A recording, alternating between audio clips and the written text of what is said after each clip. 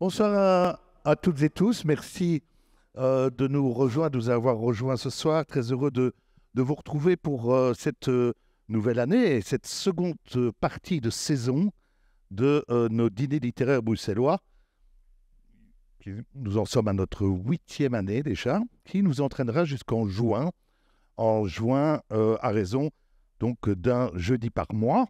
Une saison, comme vous avez peut-être pu le constater à la lecture du programme, consacré aux relations entre auteurs et éditeurs, dialogue donc à deux voix qui nous permettra d'une part de faire peut-être découvrir la richesse de notre paysage éditorial dans un contexte économique plutôt compliqué pour les éditions, on en dira peut-être un petit mot, mais aussi de mettre l'accent sur des éditeurs peut-être moins connus, plus confidentiels, même si je pense que sans doute ce ne sera pas le cas ce soir, puisque je constate dans la salle que les opusculolâtres et les opusculographes sont présents en nombre et n'ont pas oublié de mettre leurs pneus neige pour nous rejoindre. Donc, merci, c'est très bien d'être parmi nous nombreux. Et donc, une saison, d'autre part aussi, qui permettra des échanges entre auteurs et éditeurs également pour nous arrêter sur ce schéma assez classique de la chaîne du livre. Et ce que moi, je trouve depuis que j'anime des rencontres littéraires, cette magie de la création qui nous fascine toujours, depuis le moment où un auteur a une première idée, un premier mot qu'il jette, jusqu'au moment où nous pouvons feuilleter le livre sur les rayonnages des bibliothèques et des librairies. C'est toujours une magie et un processus complètement fascinant. Et donc, c'est aussi ça qu'on a envie de faire découvrir, ce dialogue entre un auteur et un éditeur. À partir de quel moment est-ce que tout ça se met en place et prend forme? Et donc, pour ce nouveau rendez-vous, premier rendez-vous de 2024, je suis très heureux donc d'accueillir Éric Lamirois. Éric Lamirois, bonsoir, maître d'œuvre. Bonsoir Voilà. à tous. Ah, deux. Oui, je savais qu'il y avait un fan club Lamirois, hein, je savais qu'il était là. Donc, Éric Lamirois, maître d'œuvre des fondateurs des éditions Lamirois, avec ton fils aussi, Maxime, qui maintenant reprend un peu le flambeau. Oui, et qui vous prie de s'excuser parce que c'est le seul qui est malade de toute la liste. Donc, il ne pourra pas être là ce soir, donc je vais faire le porte-parole. Moi, je crois que je connais un petit peu le sujet, puisque effectivement, j'ai fondé il y a 10 ans maintenant les éditions Lamirois avec mes parents qui sont là, mon père Jacques et ma maman Marguerite. Voilà.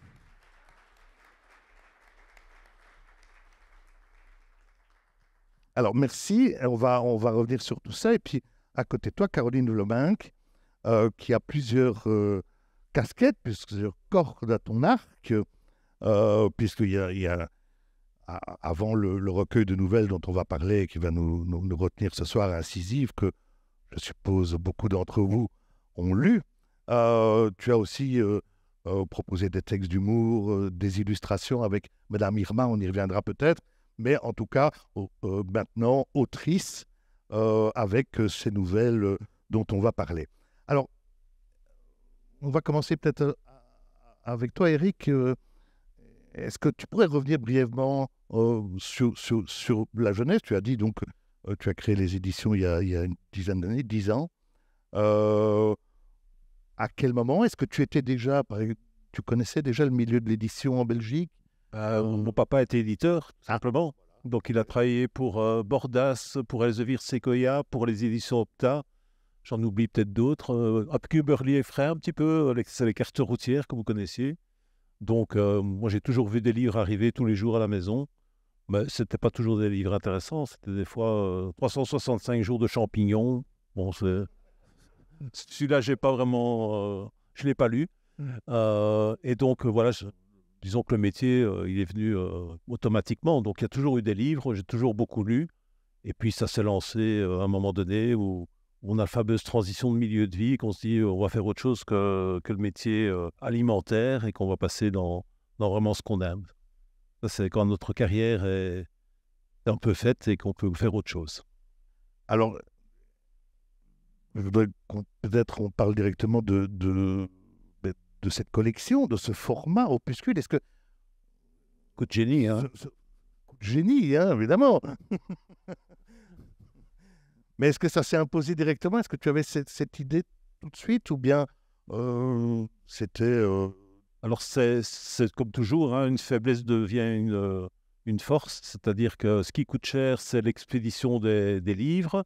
Ce qui coûte cher, c'est de faire des gros livres et se demander si ça va fonctionner ou pas. Et puis, on a envie de faire plaisir surtout à des gens qui peuvent commencer comme ça. Donc, c'est vraiment, souvent, ce sont des primo-écrivains. Et le format est tout à fait calqué pour être envoyé avec un timbre-poste. Donc, il n'y a pas de miracle. C'est vraiment calibré. C'est pour ça que c'est 5000 mots. Et puis, tout s'est enchaîné. Le prix a été... on a mis le couteau sous la gorge à notre imprimeur. Donc, parce que normalement, des livres comme ça, ils les vendaient 8-9 € et nous, on les vend 4 € à l'époque. On est passé à 5 € avec l'augmentation du papier, mais ça va. Et bon, on les expédie, frais de port gratuit pour la Belgique. Et donc, on en a fait 300. Donc, on est maintenant au 308, 309. Donc, on a quelques-uns dans la salle. Hein. Par applaudissement, qui a déjà fait un opuscule ici? Bon, ça va. Ça va, il y en a quelques-uns. Mais alors, donc, très vite, à partir de cette collection, tu as décliné aussi d'autres formats, hein, peut-être un peu par la suite, mais d'autres collections, toujours dans ce format-là, Crépuscule. Il y a Dopuscule. Un Dopuscule, ouais. Un petit coup rigolo, c'est les apéropuscules. Là, c'est... Continue encore, oui. Oui, mais quand on a des bonnes propositions, on a un champion des apéropuscules, c'est Alain Magerotte, qui a quand même réussi, grâce à ça, à publier 2 romans, puisqu'il il a montré l'intérêt de ses lecteurs avant. Donc, ça, pour ceux qui ne savent pas, c'est un début de roman que l'on met en vente et on voit si les gens sont intéressés par le livre. Donc, quand on voit qu'il y a 200 personnes au moins qui ont acheté juste un début de roman, on se doute bien qu'après, ils vont acheter le roman complet. Donc, ça montre un intérêt et il y a d'autres éditeurs qui peuvent s'emparer des projets puisqu'on en a fait 32 et il y en a 9 qui ont été publiés. Donc, c'est quand même un bon départ. Donc, c'est un autre système. Et alors, on a aussi l'article. L'article, ça, c'est un mensuel littéraire qui ne comporte qu'un seul article. Et le dernier, c'est celui de janvier, consacré à André Franquin, qui aurait eu 100 ans le 3 janvier et qui est mort le 5 janvier, mais pas de la même année, bien sûr. Et qui comporte quand même quelque chose de très particulier. C'est une planche inédite de Franquin, donc qui n'a jamais été publiée, qu'on a obtenue grâce à Isabelle Franquin et l'auteur de l'article. Et cette planche-là, c'est visionnaire puisque ça parle d'alcoolisme et de violence envers les femmes. C'est presque un pré-idée noire. Donc voilà, c'est quelque chose que vous n'avez jamais vu ailleurs. C'est pas mal ça quand même. Ça, c'est pas mal, voilà, déjà un scoop. Tu as parlé de... Alors, il y a la collection Crépuscule qui est plutôt le côté plutôt polar, sombre, noir. Et puis, alors, à quel moment est-ce que tu développes des formats un peu différents, formats plus grands? Je sais que par exemple, les premiers textes, ou en tout cas les premiers, je ne sais pas comment on peut les appeler, textes illustrés, bande dessinée, donc que reprend Madame Isma. C'est un accident de parcours, voilà. Si on a des projets qui sont vraiment intéressants, pourquoi est-ce qu'on ne les ferait pas? On ne va pas rester dans nos collections uniquement parce qu'on a que ce format-là et on se dit on ne va pas faire autre chose. Donc de temps en temps, on a d'autres formats, on fait appel à même des collaborations avec d'autres éditeurs ou d'autres... pour des photographies, par exemple, ça coûte très cher un livre de photos. Hein, donc déjà, il faut... On a fait un livre à 99 exemplaires de François de Brigode, par exemple. Numéroté signé. Donc, de temps en temps, on fait des projets un peu spéciaux parce que ça nous amuse. Le but du jeu, c'est de toute façon pas de gagner de l'argent, c'est avant tout de rentrer dans nos frais pour pouvoir imprimer d'autres livres. C'est une sorte de fond. Comment est-ce qu'on dirait? Cercle vertueux, c'est ça? Oh. Mouvement perpétuel. Merci Dominique. Alors, mais justement, je parlais un peu dans l'introduction bon, l'actualité me fait parler de ça. Et on a entendu une maison d'édition qui cesse ses activités, la maison d'édition On Lit. Euh, Il y a un distributeur, je pense aussi, MDS. Alors, toi maintenant qui a une certaine expérience du milieu de l'édition en Belgique, quels sont pour toi finalement les gros problèmes que rencontre l'édition en Belgique? Si tu devais en épingler quelques-uns. Le problème, c'est qu'il y en a certains qui vivent grâce aux subventions. Nous, on n'en a pas. Et souvent, on me dit, mais comment tu fais? Je dis, on vend les livres. Voilà, c'est tout. Ça paraît... C'est un raccourci, mais ça peut fonctionner, quoi. Donc j'ai vu passer quelques articles, je me suis posé un peu les questions et je ne comprenais pas. Ils avaient calculé en disant c'est autant par livre, etc. Et je dis mais oui, mais normalement ces livres doivent être vendus. Et ça, ils n'en parlent pas. Donc je ne sais pas comment ils font, mais nous, on ne fait pas comme ça, on n'a pas besoin. Donc on n'a aucune subvention. Voilà, c'est très, très simple. Et pour la distribution, on a la chance d'avoir notre imprimeur qui est un petit distributeur indépendant, la Maison de la Poésie d'Amet. Donc, et on fait tout en flux tendu. Donc l'avantage, c'est que s'ils nous disent qu'il faut des exemplaires, ils les impriment sur place. Donc ça va très très vite. Donc tout se joue comme ça en circuit fermé, très très simple, très artisanal et on contrôle. Ouais, il faut quand même peut-être insister aussi sur le boulot que ça représente, parce que tu as l'air d'être... voilà. Mais bon, il y a la présence sur les salons, il y a la lecture des textes, on voit pas de correction, il y a... On triche parce que en fait, c'est nos auteurs qui vont sur les salons, mais nous, on n'y va pas. Hein. On va souvent, ça nous arrive d'arriver dans des salons, mais on a 500 auteurs environ. Bon, j'ai la chance de t'avoir ici, alors aujourd'hui, tu es quand même là. Oui, mais là, c'est pas un salon. Et donc, souvent, quand on va dans un salon, on voit qu'il y a de nos auteurs qui ont un opuscule à gauche et un autre à droite, donc ils s'occupent de tout ça. On a des auteurs qui travaillent, en fait. Ça, c'est clair qu'ils sont motivés pour défendre leur œuvre. Bien sûr, on ne pourrait pas s'occuper de tout le monde en disant... 500 bouquins, c'est 500 personnes, donc c'est pas possible. Surtout que pour l'instant, on en sort plus de 100 par an. Et il faut les lire. Et il faut les... Ah ouais, ça, tu vas parler des manuscrits. Le manuscrit, c'est facile, hein, c'est 35 par semaine en moyenne. Donc, on ne publie pas tout le monde. Hein. Bon. Donc, voilà. C'était un peu... Mais ce n'est pas le plus dur du boulot. Hein. On voit très rapidement ce qu'il en est. Alors, donc, il faut... Tu vends les livres, et c'est vrai que j'avais vu ton post suite à une réaction d'un des éditeurs. Alors, on va se tourner vers toi, Caroline, mais effectivement, toi, tu as ce format hein, qui regroupe cinq nouvelles, mais il y avait eu déjà une nouvelle publiée donc, dans l'opuscule. Alors, c'est ce qu'on disait. Ici, vraiment, l'opuscule t'a donné un peu une sorte de clé, de tremplin pour aller vers l'écriture. Tu avais effectivement proposé Madame Irma. Alors, comment est-ce que tu qualifies les textes de Madame Irma, que vous connaissez sans doute hein, si. Est-ce que tu les as illustrés aussi? C'est du dessin d'école. C'est du dessin d'école gardienne. Donc, je sais pas, les textes, c'est de l'humour noir, c'est un petit peu des choses absurdes qu'on peut lire dans son horoscope. Donc c'est un peu parti de là. Allez, moi je suis quelqu'un de très cartésien. Et je comprends pas comment on peut lire son horoscope. Donc désolée pour celui qui lit son horoscope, mais donc je trouve que ça correspond jamais à rien. Et quand bien même, qui peut prétendre donner à quelqu'un l'avenir allez, on peut pas prétendre ça. Et donc, c'est parti de ce constat-là, de dire, si les gens dans les horoscopes racontent n'importe quoi, Madame Irma, elle va raconter n'importe quoi aussi. Mais alors, elle va le faire avec... elle va utiliser les faiblesses un petit peu de l'âme humaine, la sottise des gens, peut-être la crédulité, etc. Et elle répond, « Ah, je m'approche, on entend mieux. Ah, voilà.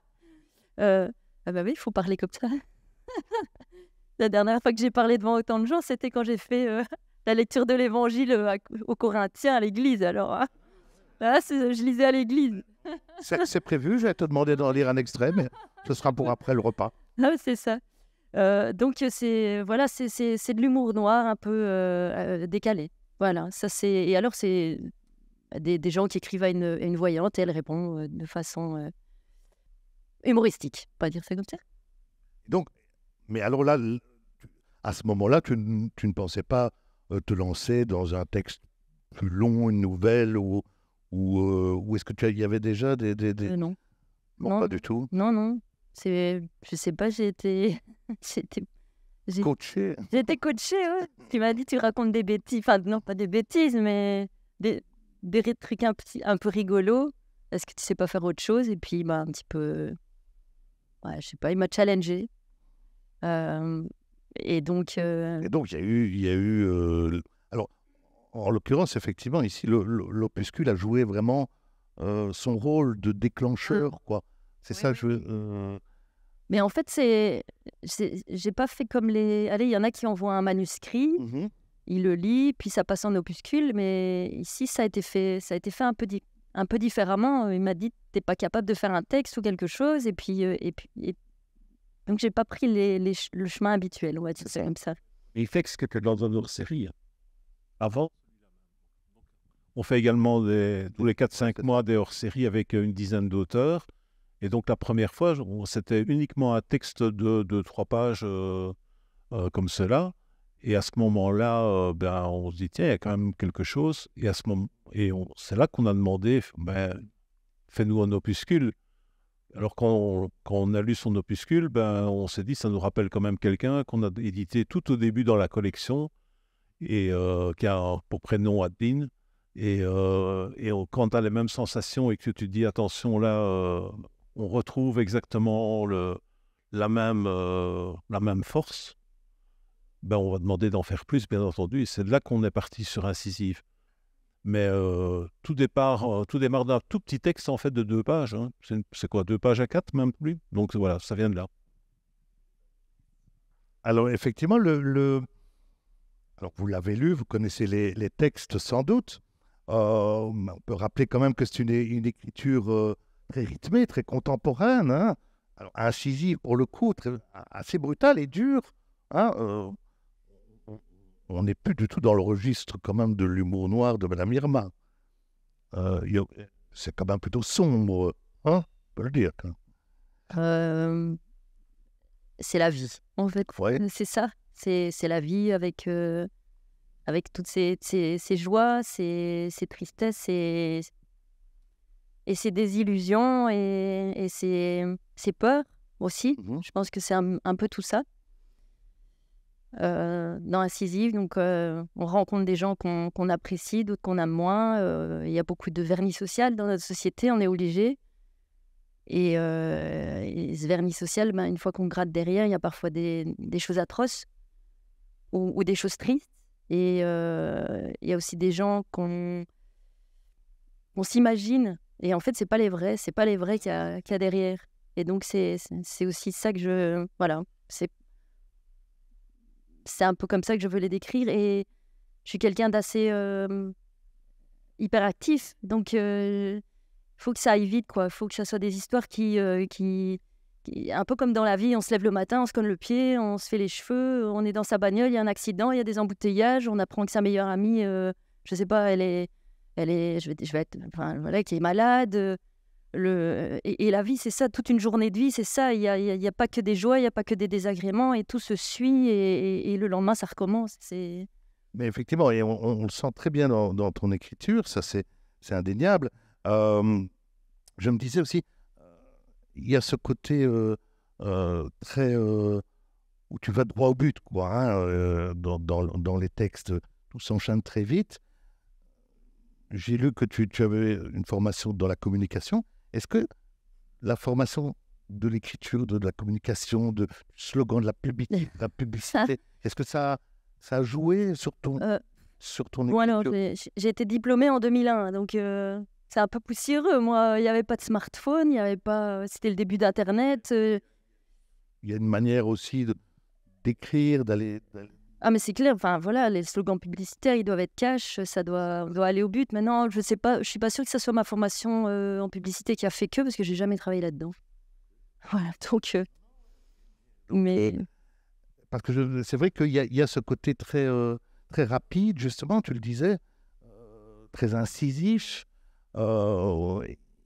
qui permet ce rythme, justement, Oui. qui donne tout ce rythme. Un rythme, alors, je pense qu'on l'a déjà dit sans doute dans plusieurs interviews que tu as données, mais il y a ce côté très cinématographique aussi. Hein. Moi, en lisant tes nouvelles, on voit un court-métrage. Et d'ailleurs, dans plusieurs des nouvelles, j'ai vu des allusions au cinéma. C'est amusant. Il y a, bon, au-delà il y a un clin d'œil à Piccoli, mais enfin bon, dans la grande boucle, mais ça c'est autre chose. Mais bon, il y a le photographe, il y a le côté de l'image qui est important. Il y a le journaliste qui fait une vidéo. Enfin bon, voilà, donc il y a ce côté-là. Est-ce que le cinéma, par exemple, t'inspire aussi la rapidité oui. Mais en fait, je déteste la télévision. Et donc, les rares fois, pas les rares fois, mais je vais énormément au cinéma. Et ici, par exemple, je ne vais pas faire la publicité parce que ça se termine bientôt. Il y a le Ramdam Festival à Tournai. Je ne sais pas s'il y en a qui connaissent. Et donc, j'ai été voir les courts-métrages qui avaient lieu. C'est extraordinaire. On en a 6 à la suite. Là, on est en train de lire, enfin, de vivre toutes ces histoires. Et moi, j'adore. Et c'est en parallèle avec... allez, je ne sais pas si je pourrais la comparer avec ma vie. Mais j'ai jamais pris le temps. Parce que j'ai pas le temps. J'avais le boulot, les enfants. Et donc, du temps pour moi, non. Et les seuls moments que je m'accorde, c'était aller au cinéma. Et donc, je ne suis pas dans... J'ai jamais eu cette possibilité d'être dans une espèce d'observation extatique. À me dire, voilà, je ne fais rien, je regarde le monde passer, j'ai pas ça. Voilà, et je pense... Je sais pas si je voudrais l'avoir. Mais donc, ces enchaînements où ça doit être rapide, ben, c'est peut-être un parallèle à ma vie, en fait. Ça doit bouger, ça doit aller, ça doit... Ouais, on n'a pas le temps de ne rien faire, voilà, je dois faire. Et c'est éducationnel aussi. Moi, quand j'ai ma mère au téléphone, elle me dit pas comment tu vas, elle me dit qu'est-ce que tu fais. Voilà, donc ça résume ma vie, en fait. Qu'est-ce que tu fais? Je dois faire quelque chose. Mais oui, non, c'est vrai que parce qu'on pense à des films et puis à la violence de certains films, et on pense à des acteurs aussi ou des actrices.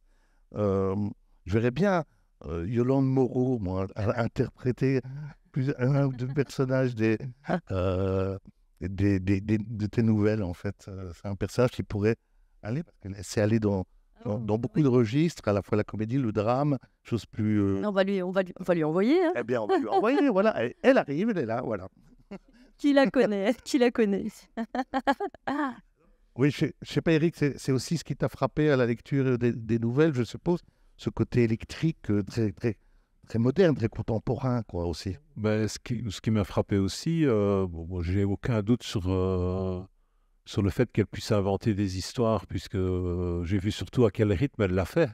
Donc, allez, je crois qu'Incisif, c'est quoi, 2 mois d'écriture à tout berzingue, quoi. Donc, là où les gens mettraient un an, ici, elle continue, ben ça va à toute vitesse, et tout en donnant beaucoup de travail. J'en connais d'autres qui bossent comme des folles aussi.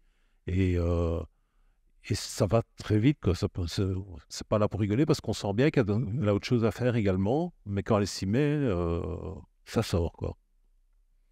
Elle a aussi sorti d'ailleurs encore d'autres participations à des hors-séries. C'est toujours très rapide et c'est impeccable. Donc, effectivement, pourquoi prendre plus de temps si on arrive à un beau résultat comme ça? Il y a aussi cet aspect cinématographique dans le découpage, et c'est sans doute là la force des nouvelles. C'est le découpage justement de scènes, avec une scène vue selon 2 points de vue différents, 2 angles différents, de personnages de la nouvelle.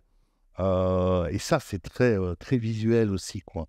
Ce côté-là. Donc, on a cette technique-là de de découpage, comme d'un synopsis, mais encore une fois, de quelque chose de très court, quoi. Donc c'est vrai, et alors, moi, la question évidente, c'est de dire, tiens, est-ce que tu as en projet d'autres choses un peu plus ample?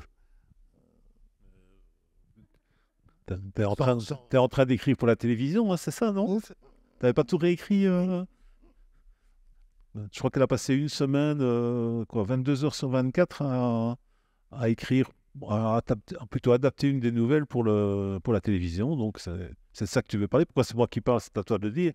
Je pensais que c'était le livre suivant. Non, je sais pas, j'étais un peu au culot. J'ai envoyé quelques livres parce que j'ai reçu plusieurs remarques comme quoi c'était très cinématographique.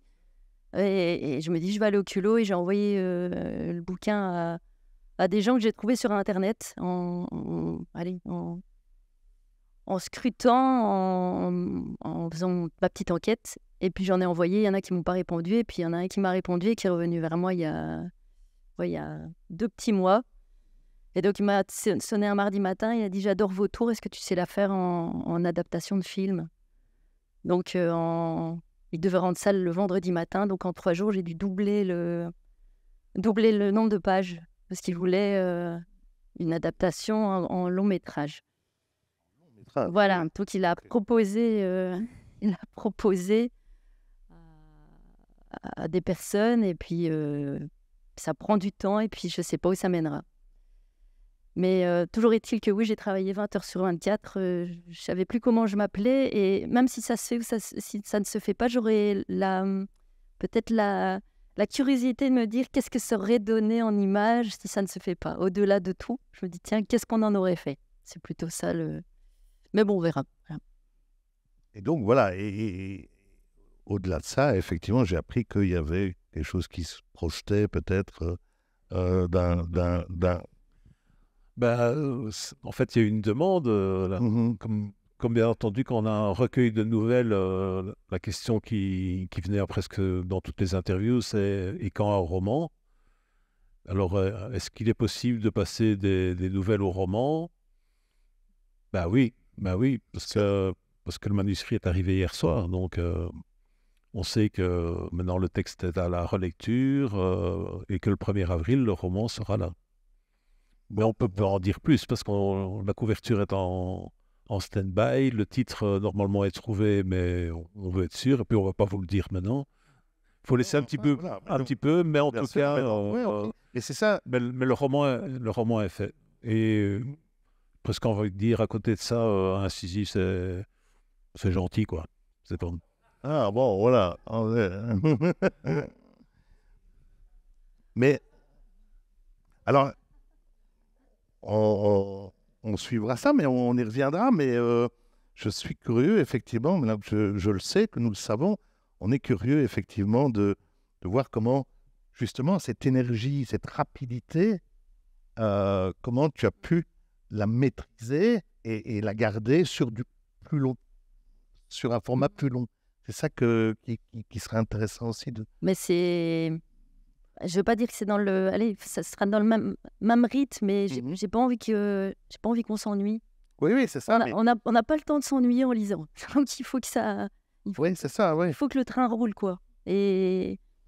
Mais donc... c'est comme ça que j'ai écrit, oui. Oui, c'est ça. Mais donc passer d'une forme compacte de la nouvelle à quelque chose de plus ample, en gardant ces soubresauts, c'est là que, à mon avis, ça doit aussi... Toi, ça devait être peut-être compliqué de garder ce rythme-là, ou en tout cas de le maîtriser.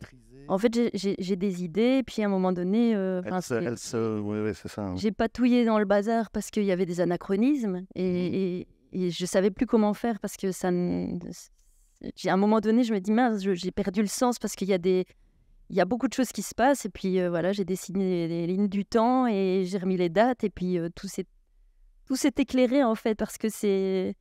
Mais donc, ça va arracher, quoi. C'est ça. J'espère.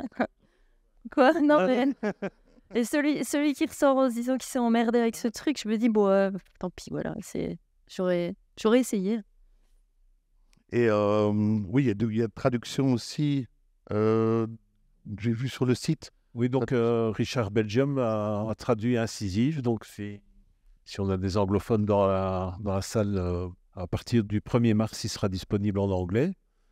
Et alors, on prépare également, là, on a notre éditeur suisse dans la salle. Donc, il va également sortir en Suisse. Chez 180 éditions. Voilà, avec Robert Naoum. Qui est dans le fond aussi, voilà. Voilà. Alors, peut-être aussi oui, d'autres projets, d'autres choses. J'ai vu qu'il y avait pas mal de Caroline Non, pour les éditions, plus généralement. Donc, pour la même période que Caroline, normalement, on va sortir... pas normalement, c'est signé, c'est banco, on a le manuscrit. C'est un très, très, très, très fort livre de Véronique Bergen qui est, à mon avis, qui va dépasser pas au niveau écriture, parce qu'elle écrit toujours d'une manière flamboyante, mais c'est très personnel. Elle va être très impliquée dans ce roman et qui reprend une partie biographique, autobiographique. Et ça va s'appeler Clandestine et ça va sortir sans doute soit le 1er mars, soit le 1er avril, comme Incisif. Donc, de toute façon, on vise la foire du livre pour la sortie, ça c'est sûr. Ou sinon, on a quelques articles qui sortent, comme celui sur Jeff Bodard, Sylvie Godefroy qui l'a écrit dans la salle. Donc, ça, c'est pour le 1er février. Et Véronique Bergen a également fait pour le mois de mars, donc le 8 mars, un article sur Marguerite Yourcenar. Donc, on aura 2 livres de Véronique Bergen qui vont sortir en même temps. Et le 8 mars, comme c'est la journée des droits des femmes, pas de la femme, hein, on a par exemple Sophie Flamand qui va nous sortir un opuscule, et également Anna Sauer, je prononce bien, c'est bien, et encore quelqu'un d'autre. C'est le même concept, en fait, c'est... on attendait des textes, des opuscules de certains écrivains, mais ils ont disparu. Et donc, les femmes vont assumer, c'est elles qui vont sortir l'opuscule à leur place. Voilà. Et puis, je crois qu'on a déjà dit beaucoup. Enfin, on a 25 bouquins qui sont programmés cette année-ci déjà, et on n'est qu'au mois de... janvier ou février? Ah ouais, janvier. Bon, ça va. Ça va pas quand même si vite que ça. Hein. Ça va pas, non. Mais enfin, bon, ça va aller vite d'ici là, puisqu'on va, je suppose, vous retrouver à la foire du livre, où les éditions seront présentes. Et on attend. Alors, mais donc, le livre sortira pour la foire du livre? Non. Ah ouais. Attends, dédicace le 2. Voilà, donc on suivra tout ça. Pas un poisson d'avril. Et puis, voilà, je ne m'étais pas trompé quand je voyais dans la salle, effectivement, beaucoup d'auteurs de l'écurie aussi, la Miroir. Donc, on vous suivra également sur le stand de la foire du livre. Voilà. Merci à vous deux. Merci beaucoup. Oui. Préciser qu'on a notre stand, mais grâce aux éditeurs singuliers, parce que c'est pas uniquement les éditions La Miroir, c'est tous les petits éditeurs qui se regroupent pour justement, l'union fait la force, hein, c'est connu. Donc, c'est pas le stand La Miroir, c'est le stand des éditeurs singuliers où on est accueilli, enfin, on est membre des éditeurs singuliers. Et Thierry Orgelin qui s'occupe de ça. Voilà, merci à vous. Merci à toi, malgré ton début de rhume, là, donc. Ouais, plus qu'un rhume, mais enfin, ça tient le coup. Mais donc, voilà, comme notre habitude, pour ceux qui nous rejoignent pour la première fois, nous allons passer à table, et puis ce sera à vous d'intervenir. Je vous laisserai la parole au moment du dessert pour éventuellement une question, rebondir sur ce qu'on a évoqué, sur l'édition, sur le parcours de Caroline. Et puis, en attendant, à tout de suite et bon appétit. Merci à vous. Merci. Merci. Maison de la Francine.